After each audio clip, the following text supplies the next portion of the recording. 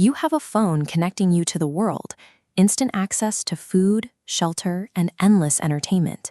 Historically, you are living in utter abundance. Yet, you might find yourself sitting alone in a quiet room, feeling like something is missing.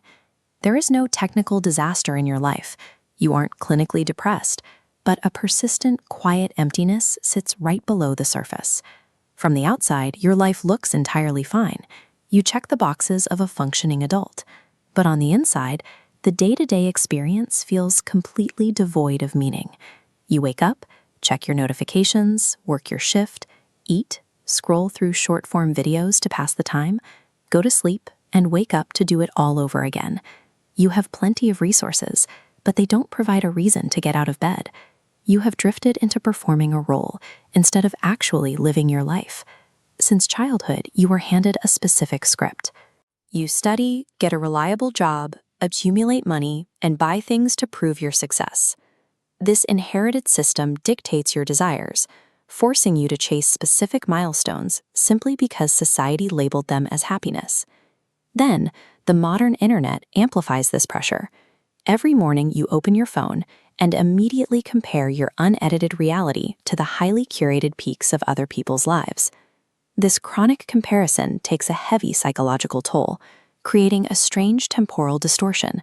You spend so much time watching other people live that your own days blur into months, slipping by without any sense of fulfillment. You feel like a free individual making your own choices, but you are just selecting from a predetermined menu of options written by someone else. You end up trapped in a psychological prison. You exhaust yourself trying to win admiration from others, even when you secretly resent the person you've become to get that applause. To deal with this stress, we carry a device that allows us to instantly escape our own minds at the very first hint of discomfort. The loop is instantaneous. Feel lonely? You watch a video. Feel bored? You scroll social media. Feel lost? You consume more content. The severe consequence of this constant consumption is that you atrophy your ability to solve your internal problems.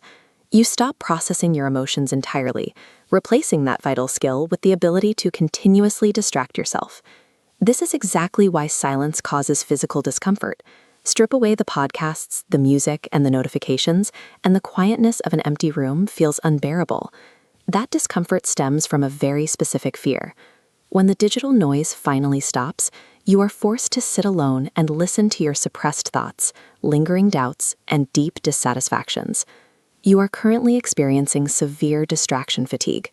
The exhaustion you feel doesn't come from living a hard life. It comes from the immense energy required to constantly run away from yourself. Chronic scrolling acts as a deliberate anesthetic, numbing the friction of a daily routine that feels inherently wrong.